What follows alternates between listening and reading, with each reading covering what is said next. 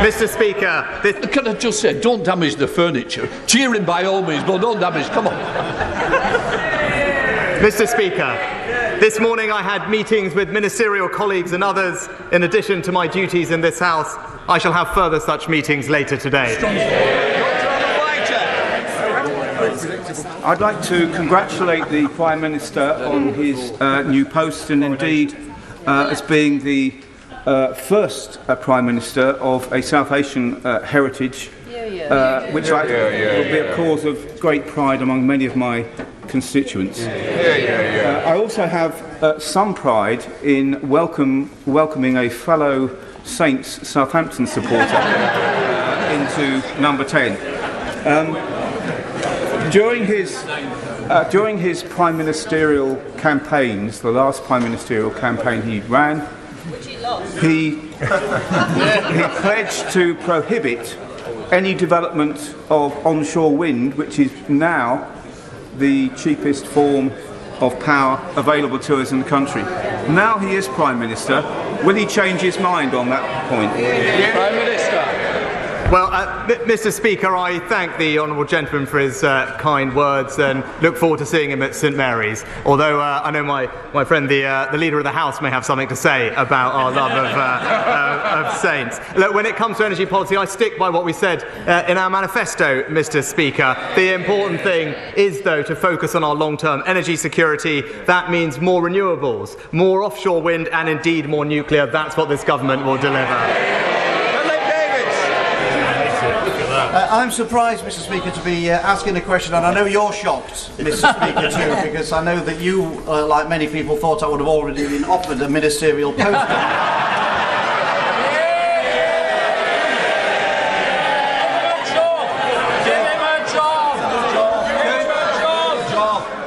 Let me tell you, I didn't hold my breath. Philip Davis. Go figure, as Joe Biden might say. Can I congratulate my right honourable friend on becoming Prime Minister? He's absolutely the right person for the job, and I wish him every success in post, and as he knows, he's got my full support.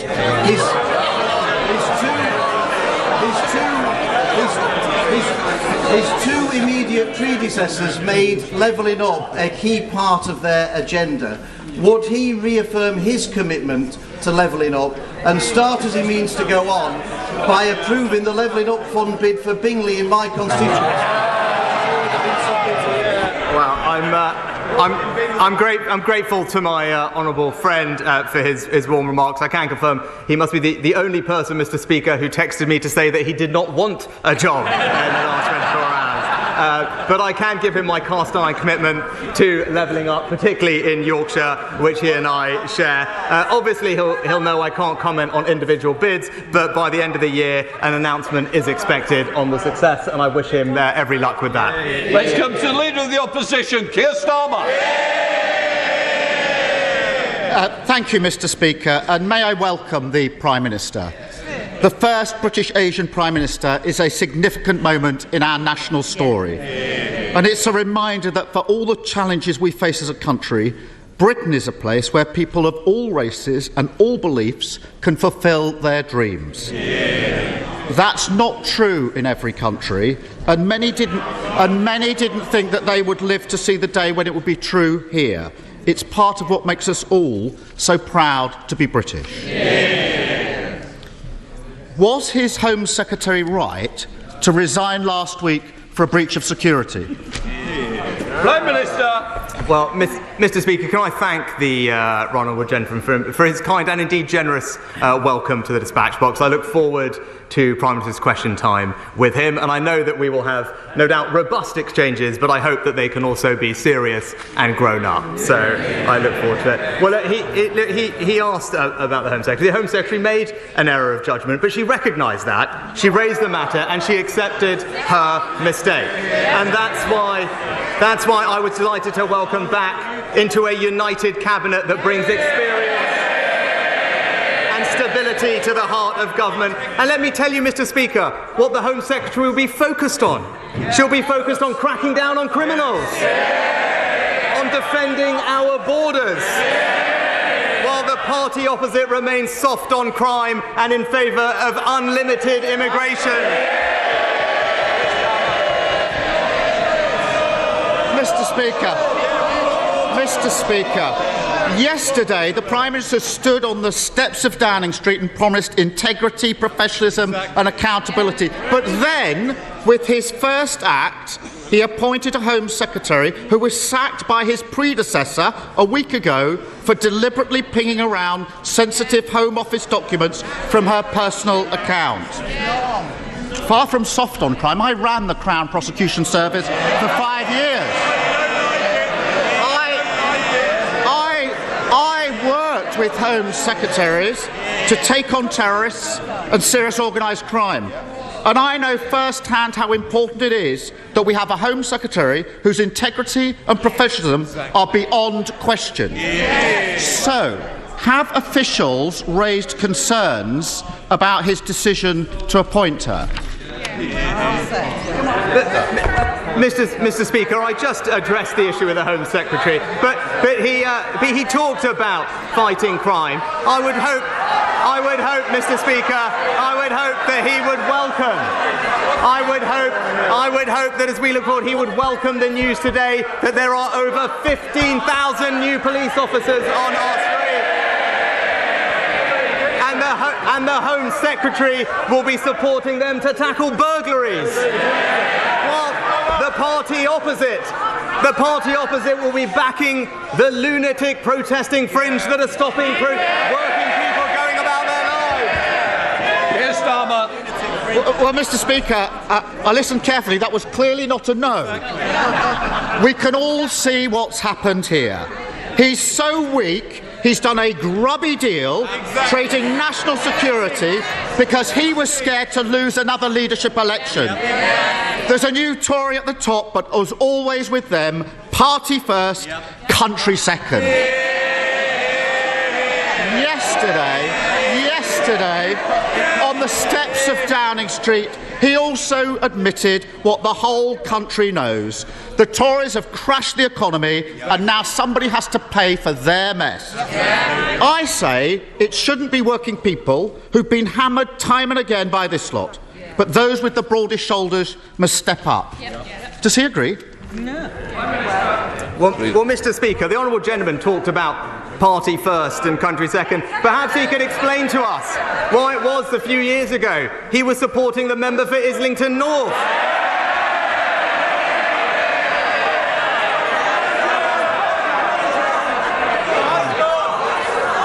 Mr. Speaker, my record is clear. When times are difficult in this country, I will always protect the most vulnerable. That is the values of our compassionate party. We did it in COVID and we will do that again. Mr. Speaker, he says he'll protect the most vulnerable. Let's test that. The government currently allows very rich people to live here but register abroad for tax purposes. I don't need to explain to the Prime Minister how non-dom status works. He already knows all about that. It costs the Treasury £3.2 billion every year. Why doesn't he put his money where his mouth is and get rid of it? Well, Mr. Speaker, I have been honest. We will have to take difficult decisions to restore economic stability and confidence. And my honourable friend, the Chancellor, will set that out in an autumn statement in just a few weeks. But what I can say, as we did during COVID, we will always protect the most vulnerable. We will do this in a fair way. But what I can say, I am glad, Mr. Speaker, that the party opposite, the honourable gentleman, has finally realised that spending does need to be paid for. For the party opposite, this government is going to restore economic stability and we will do it in a fair and compassionate way. I know he's been away for a few weeks, but he should have listened to what's been going on the last 2. But anyway, I have to say, I'm surprised he's still defending non-dom status. He pretends he's on the side of working people, but in private he says something very different. Over the summer, he was secretly recorded at a garden party in Tunbridge Wells, boasting to a group of Tory members that he personally moved money away from deprived areas to wealthy places instead. Rather than apologise or pretend that he meant something else, why doesn't he now do the right thing and undo the changes that he made to those funding formulas? Well, Mr. Speaker, I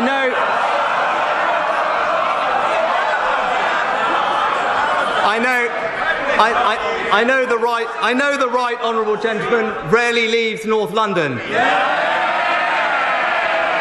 But if he does, he will know that there are deprived areas in our rural communities, in our coastal communities, and across the south, and this government will relentlessly support them, because we are a government that will deliver for people across the United Kingdom.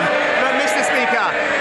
Speaker, he mentioned the last few weeks. I am the first to admit that mistakes were made, and that's the reason I am standing here.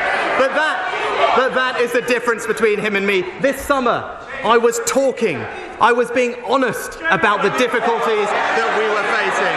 But when he ran for leader, he promised his party he would borrow billions and billions of pounds. I told the truth for the good of the country. He told his party what it wanted to hear. Leadership is not selling fairy tales. It is confronting challenges, and that is the leadership the British people will get from this government. Mr. Speaker, I think everyone should watch the video and make their own minds up. In public, he claims he wants to level up the north, but then he boasts about trying to funnel vital investment away from deprived areas. He says one thing and does another. But they're shouting. They're not my words. They're not my words. They're the words of the former chair of the Tory party, sacked yesterday for telling the truth about the Prime Minister. Even his own side know he's not on the side of working people. That's why the only time he ran in a competitive election, he got trounced by the former Prime Minister, who herself got beaten by a lettuce. So why doesn't he put it to the test, let working people have their say and call a general election?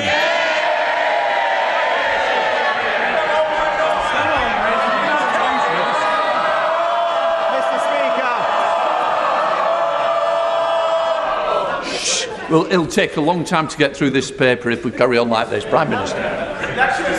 Mr. Speaker, he talks about mandates, about votes, about elections. It's a bit rich coming from the person who tried to overturn the biggest democratic vote in our country's history.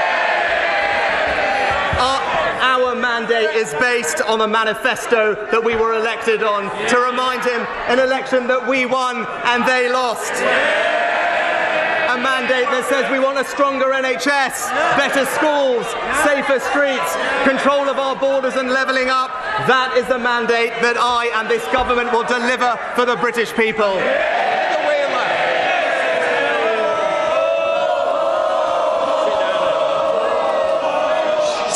Heather's not even asked her a question. You want more? Come on, Heather.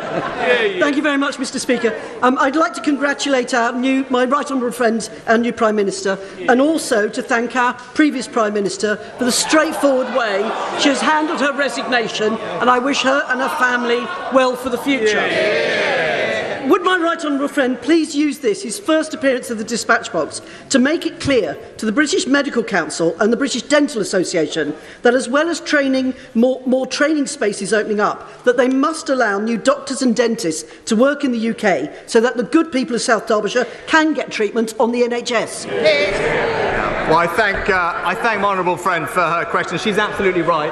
I'm pleased that there are 3,500 more doctors and over 9,000 more nurses working this year than last. But she's right, and we are working to simplify the registration for dentists in particular that are not trained here to practice here, and that's how we'll help deliver a long-term workforce plan for the NHS and ensure everyone can get the care they need. Let's come to the leader of the SNP, Ian Blackford.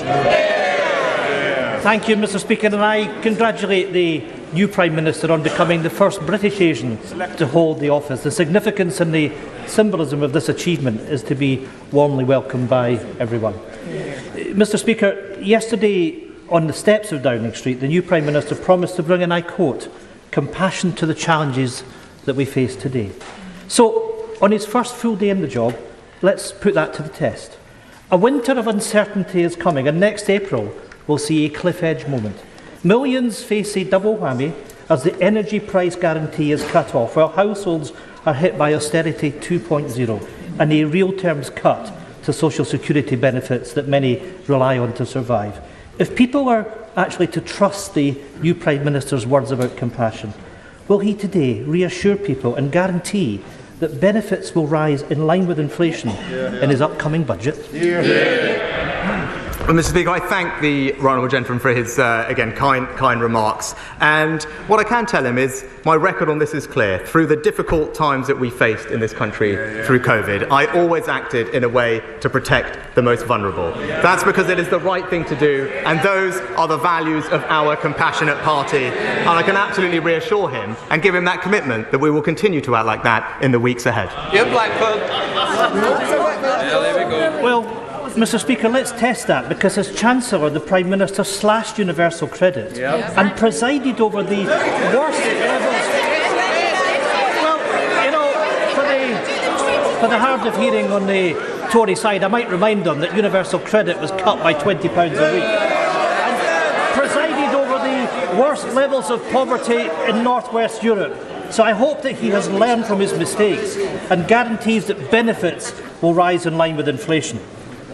But speaking of mistakes, yesterday the Prime Minister appointed a Home Secretary who was forced to resign only last week for breaching the ministerial code, and who boasted that she dreamed of sending vulnerable asylum seekers to Rwanda. We all know why he appointed her, a sleazy backroom deal to shore up his own position.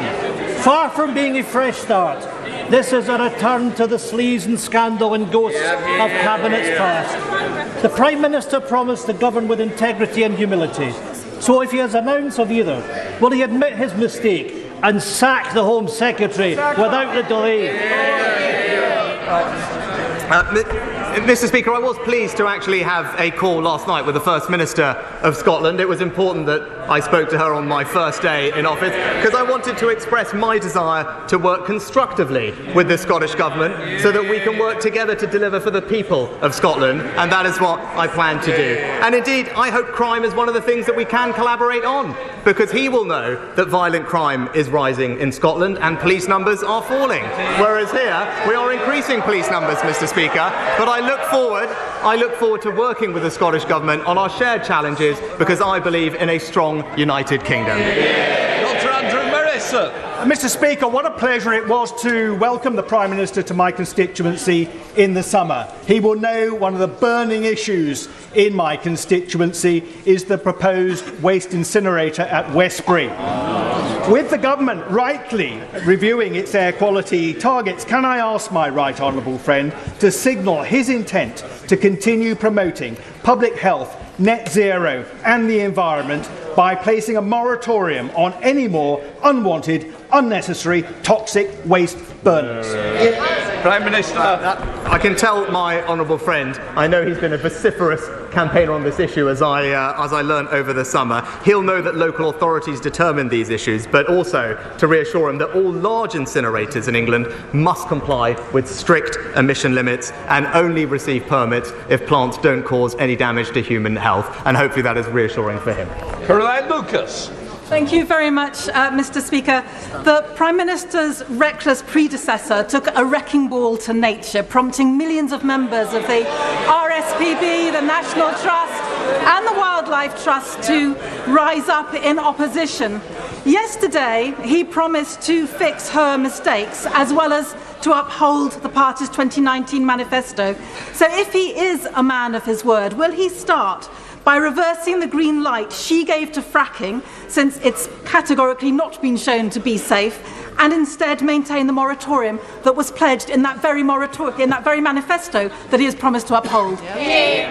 Well, I've already said I stand by the manifesto on that, but what I would say is that I'm proud that this government has passed the landmark Environment Act, putting more protection for the natural environment than we've ever had, with a clear plan to deliver. And I can give the Honourable Lady my commitment that we will deliver on all those ambitions. We will deliver on what we said at COP, because we care deeply about passing our children an environment in better state than we found it ourselves. Thank you, Mr. Speaker. I too would like to welcome the Prime Minister to his place. Farmers in my constituency of Clwyd South are delighted that after 20 years they are once more able to sell Welsh lamb to the US market. Would the Prime Minister comment on the size and prospects of this market for our world-beating Welsh lamb? Mr. Speaker, I congratulate my colleague on the fantastic achievement. I can tell him that market is worth, I think, something like almost £40 million over the first few years. Enormous boost for our lamb farmers. I would just encourage the 300 million US consumers to give Yorkshire Swaledale a lamb a look in as well. But I know he and I, if we disagree on that, are united on the fact that we will unequivocally back British farming and British farmers. Thank you, Mr. Speaker. Mr. Speaker, this is certainly a topsy-turvy Tory government. A few days ago, I was going to put my question to the former Prime Minister. But my inbox has been full of emails from constituents of Lewisham East writing to me about their desperate situation of their wages simply not going far enough. I'm also receiving emails about rents going up, energy prices going up, mortgages going up, and of course the cost of living is already up. This week my constituents are writing to me demanding a general election, and I absolutely agree with them. So can the Prime Minister tell me and my constituents when there will be a general election? Mr. Speaker, we've already addressed that, but I would say, as I said in the summer, I said inflation is indeed the enemy. It makes everyone poorer, it erodes savings, and that's why it will be a priority of our government to grip and reduce inflation and provide support to those who need it, as we do. Thank you, Mr. Speaker. This autumn, I'm launching my campaign to extend the Chilterns area of natural beauty across thousands of acres of scenic beauty, chalk streams and valuable habitats that happen to surround the wonderful town of Hitchin in my constituency. Would the Prime Minister join me in celebrating areas protected by AONB status and indeed support my campaign to potentially extend them in rural Hertfordshire? Well, I thank my honourable friend, because I know this is a matter of great importance to him and his constituents, and he's right to highlight the benefit that natural parks and AONBs can bring to our lives and our well-being. I understand actually that Natural England is considering an extension of the Chilterns area of outstanding natural beauty, and I know my honourable friend will be vigorously taking up his campaign with them. Thank you, Mr. Speaker, and I welcome the Prime Minister to his place. Nurse would have to work over 20,000 years in order to match the vast wealth of this Prime Minister. The Prime Minister knows only too well that the super rich could easily afford to pay more in taxes. So rather than announce a new wave of cuts and austerity, wouldn't it be fairer for the Prime Minister to introduce wealth taxes on the very richest in our society? Well, Mr. Speaker, we will always support our hard-working nurses, and that's why, as Chancellor, we reintroduced the nurses' bursary and provided more training and introduced actually very strong pay increases. But as I committed to previously, as we approach the difficult decisions that confront us, we will do so in a way that is fair and is compassionate, because those are our values, and that's what we will deliver. Thank you, Mr. Speaker. I welcome my right honourable friend's determination to be straight with people about the challenges we face as a country. Last week, the Care Quality Commission State of Care report on state of care in England showed our health system in gridlock. And I hear the same from my constituents, struggling to see a GP or waiting for treatment. So can I urge him to make unblocking the NHS a priority for him and his Health Secretary. My honourable friend knows this subject obviously very well from her own experience, and I thank her for the work she did previously in the department. She's absolutely right about the challenge that confronts us. It's why we've put billions of pounds into busting the backlogs and the elective recovery fund and are delivering funding and staffing to do that. But I look forward to working with her to deliver what we said in our manifesto, and that is a far stronger NHS. Alan Smith. Thank you, Mr. Speaker. I'd add my own congratulations to the Prime Minister on his appointment. We might not agree on everything, but I think we can all agree a more diverse politics can only be to the good. Now, we in these benches believe that Scotland's best future is independence in Europe.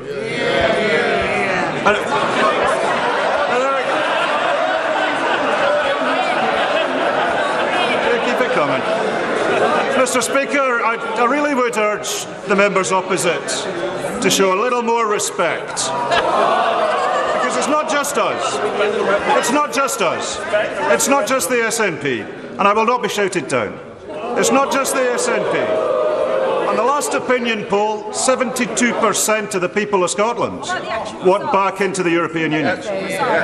So if the Prime Minister is to maintain any credibility in the eyes of the people of Scotland, how long does he think he can deny Scotland's democracy? Mr. Speaker, I thank the honourable gentleman for his kind words. I mean, he talked about respect. I would gently urge him to respect the result of the referendum we had on this topic. But whilst we will disagree on that issue, I can tell him that I do remain committed to working constructively in partnership with the Scottish Government to deliver for the people of Scotland. Thank you, Mr. Speaker. Last week I visited worried Year 3 and 6 pupils to hear their suggestions to tackle road safety following a number of serious road accidents outside Boothroyd Academy in Dewsbury. They suggested the council should do more to help, that their parents should walk them to school to reduce traffic, and that commuters should slow down.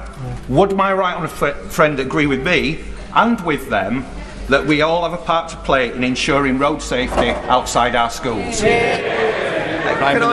Can I say to my honourable friend, I think it's fantastic that he's engaging with his younger constituents at Boothroyd Academy on such an important issue, and I know they will welcome his commitment to supporting them. And I agree with him. There are various things we can do. There's an updated highway code which strengthens pedestrian access. Local authorities can introduce lower speed limits, and we're increasing the number of school streets which restrict motorised traffic at busy times. And I look forward to hearing progress on this issue from him.